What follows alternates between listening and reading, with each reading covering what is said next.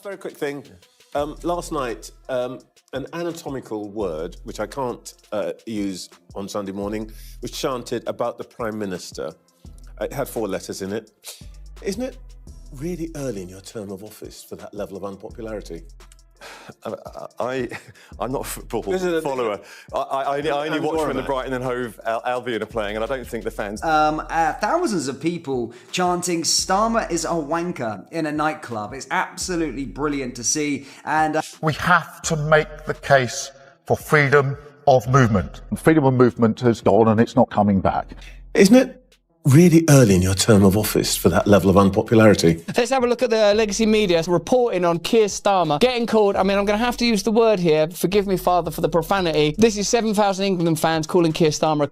Bearing in mind, in my country, that's not considered that rude. Last night, an anatomical word, which I can't use on Sunday morning. I can't use it. Something unexpected unfolded during England's most cherished national tradition. In the midst of a packed football match, thousands of fans raised their arms and voices together, unleashing a word that pierced through the carefully curated calm of mainstream politics. But this time their anger wasn't aimed at the manager. No one shouted about missed goals or penalty blunders. The fury was laser-focused on K-Star, and they used the bluntest, most powerful word in the English language to make their point. This wasn't some isolated heckle. It wasn't a drunken slip from a corner of the crowd.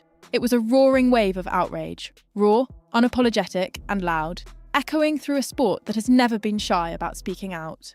In a time when every word is scripted, softened and spun for television, football stadiums have become the last battlegrounds of unfiltered truth, where what's said comes straight from the gut, not a teleprompter.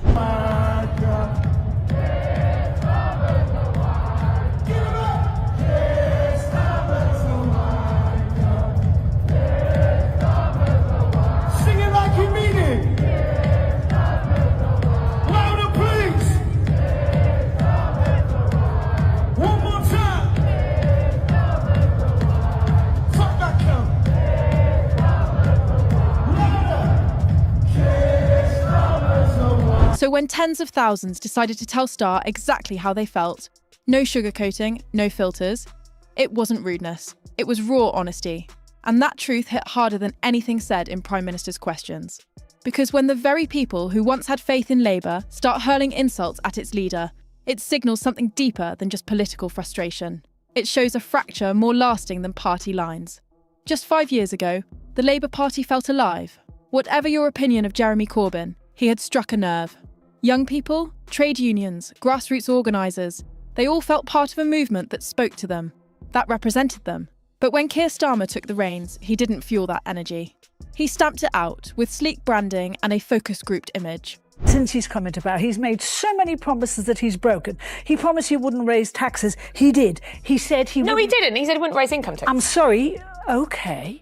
No, what about the national insurance? He's raised that. For working people? Yes, taxes for working people. I'll let you speak, let me speak. But the national insurance tax was on employers, not employees, and that was the loophole. It has a knock-on effect on employees, as we see now, because lots of people are going to be losing their jobs and companies are going to close. OK, he promised he wouldn't raise taxes for working people. He did. He said he would keep the pensioners' fuel allowance, which he has not. He said he would cut tuition fees and he would scrap the 2-child benefit scheme. He hasn't done that. He said he would build a new relationship with businesses. He shafted businesses big time, and many of them are now closing. He has lied about every single thing he promised. He scrapped the 28 billion Green Deal. He said he was going to abolish universal credit. He hasn't. He said he was going to stop the boats. He hasn't. He doesn't have an immigration plan. This guy lies for a living. And anyone, you say he's got integrity. Yeah, he doesn't have a scrap of integrity. If he had a scrap of integrity, he wouldn't have his clothes and his glasses bought by one of Labour's biggest donors. It's outrageous. He's a rich guy. Why does he have to have other people buy his clothes? His government is a shambles. He has no judgment. He promised unity. He sold stability. But what the country got was a neatly packaged figurehead, lifeless behind the podium. The rallies disappeared, the energy vanished, the sense of purpose faded. In their place came scripted speeches, corporate backers, and hollow slogans crafted by consultants who've never set foot in a working men's club. Labour didn't transform, it disappeared. And the working class, the same people who once chanted in its name, now boo from the stands. Not because they've become Tory, but because they feel betrayed. By a leader who walked in asking for their trust, then sold off the furniture while they were still sitting down. That now infamous chant, it's more than just profanity, it's grief, unfolding in real time. It's what betrayal sounds like after years of silence. Starmer promised leadership. But to the voices echoing from the terraces, he's just a well-dressed stranger pretending to understand a life he's never lived. I can't say it, I can't look at it, I can't smell it, I can't touch it, I can't do a drawing of it, I can't build a cult to it. Do you know... Keir Starmer wants to come across as relatable, but the harder he tries, the more disconnected he seems. His everyman routine doesn't land, because people can smell the script. He doesn't joke, doesn't banter, doesn't radiate any real warmth. Watching him try to bond with everyday voters feels like watching a tax lawyer attempt stand-up. It's awkward, stiff, and completely tone-deaf. He speaks in policy memos while the country speaks in pubs. He shows up at football matches, but never feels the pulse of the crowd. He tweets about the working class, but struggles to hold a genuine conversation with them. His words sound polished, yet hollow, like a speech rewritten 15 times, handed to someone who doesn't even believe what he's saying. That's why the chant hit so hard. Not because of the word, but because of what it exposed. People aren't just frustrated, they feel shut out, they see through the performance, they know when someone's faking it, and they recognise when a man steps into their space with a borrowed accent and a practised frown. Starmer didn't just lose their vote, he lost their respect. And once that's gone, no slogan can bring it back. The chant didn't stay inside the stadium. Within hours it had spread, clipped, reposted and echoed across TikTok, X and Instagram. It reached more people than any slick Labour ad ever could. The media tried to downplay it, some ignored it, others brushed it off as typical rowdy fan behaviour, but the fans knew exactly what they were doing. This wasn't about football, this was bottled up frustration, unfiltered, unedited, and finally too loud to ignore. As Starmer's team scrambled to distance themselves, spinning and dismissing it as crude noise, they missed the bigger truth. Every attempt to sweep it aside only made it louder.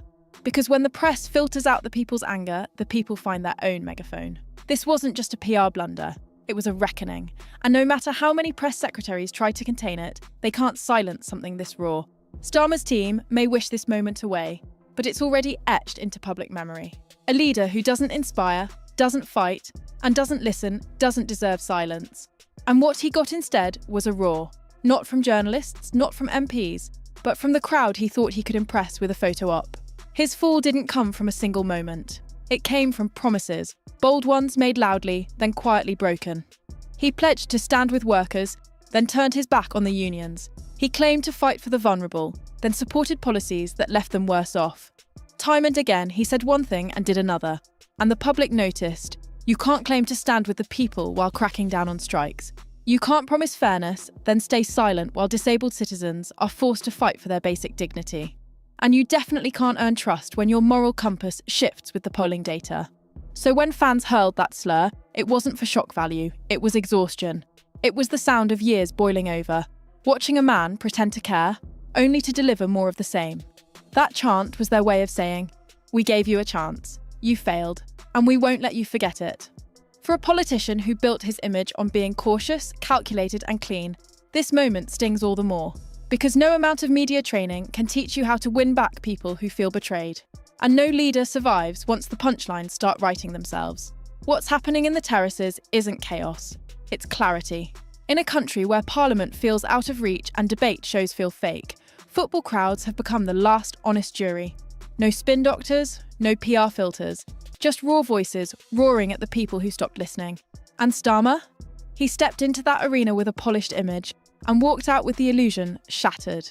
He's used to settings where questions are pre-approved and backlash can be dodged, but the stadium doesn't work that way. No moderator, no earpiece, no choreographed applause, just thousands of voices calling it as they see it. And here's the uncomfortable truth. This won't be the last time. That chant has staying power. It won't disappear. It'll creep into live debates, interrupt campaign stops, hijack speeches, and sneak into interviews. Because it's no longer just a chant. It's a signal. A warning that people are done waiting to be spoken for. They're speaking up, loudly, publicly, and without any interest in playing nice. Starmer might be rehearsed. But what's coming next? That's completely unscripted. This chant has already crossed a line most political moments never do. It's become cultural currency. You won't find it in official speeches or printed manifestos, but you will find it scribbled on pub walls, whispered in WhatsApp chats, and echoed at concerts. It's becoming a kind of shorthand, a rallying cry, a meme with bite, a defiant middle finger to everything sanitised, scripted and soulless about modern politics. Just like "Let's Go Brandon" became a coded protest in the US, this chant is fast turning into Britain's own unofficial slogan of discontent. Crude? Yes. But behind the word is a message that couldn't be clearer. People are tired of hollow leadership. They don't want photo ops, they want passion. They don't want catchphrases. They want someone who actually hurts when the country does. Someone who looks like they've waited in line at Greggs more often than they've sat in a glass-walled boardroom. And right now, the gap between Starmer and the people he claims to represent feels far too wide to bridge. The chant might be vulgar, but it's alive. It's how a frustrated public finds its voice in a country where those in power seem deaf to their pain. This isn't rebellion for rebellion's sake. It's not a coordinated plot by political opponents. It runs deeper. This is the sound of a nation on edge. Years of economic stagnation, broken promises, and leaders treating politics like a marketing exercise have worn people down. They've watched prices climb while wages stay stuck. They've seen public services crumble as taxes increase. And all the while, party leaders smile like nothing's wrong. People aren't waiting quietly anymore. That chant wasn't written, it wasn't staged, it exploded. It was the raw exhale of a nation that's had enough. It's what people shout when they feel invisible, insulted and used. It's not polite, because nothing about the last few years has been polite. And Starmer's response? Denial, deflection, business as usual. But the public isn't waiting for permission anymore. The respect they once had for politicians like Starmer has faded. What's left is ridicule. And that's not something a speech can fix. Because once a country stops laughing with its leaders and starts laughing at them, the fall has already begun. Here's the question echoing across the nation. How many second chances does a leader get before people stop calling it leadership? Starmer entered with a clean slate. He wasn't Johnson, he wasn't Corbyn. For a time, that was enough. But people wanted more than a neutral face. They wanted action, vision, backbone. Instead, they got someone who vanishes when it counts, who nods at working class pain but backs the policies that cause it, who speaks of fairness but always lands on the side of caution and comfort. Now the mask is slipping. That chant, it wasn't just crude, it was a public audit, a reckoning of broken promises, lost trust, and a party that feels more like a brand than a cause. You can't govern a weary nation with tidy speeches and tailored suits. People want conviction, not calculation. They want someone who shows up, understands, and fights. Starmer might still hold the mic in Parliament, but in the real world, the people are already taking it back, one chant at a time. This isn't just a political crisis, it's a cultural one. The chant that echoed through the stadium wasn't crafted in a strategy room. It came from ordinary people who've had enough, from fans who don't write op-eds or join panels, but who see through spin faster than any focus group ever could. You can't fake fire, and you can't lead a country that no longer believes you feel anything. That stadium gave Starmer a glimpse of what's ahead, because once that chant leaves the terraces and finds its way into town halls, high streets and debates, it's over. That word may never appear in a campaign ad, but it'll echo in the background of interviews, in pub conversations, and most powerfully, in silent voting booths. He won't be brought down by a better policy. He'll be brought down by a growing gut feeling that all his polish and planning masked a truth voters can no longer ignore. He was never really on their side. So now it's your turn. How many times does a leader have to disappoint before the crowd decides he no longer deserves the mic? Tell us in the comments. And if you want more raw, fearless breakdowns of what's really happening in British politics, like, share and subscribe. No filters, no favourites. Just the truth, loud and uncut. Until next time, stay sharp, stay loud, and never stop chanting.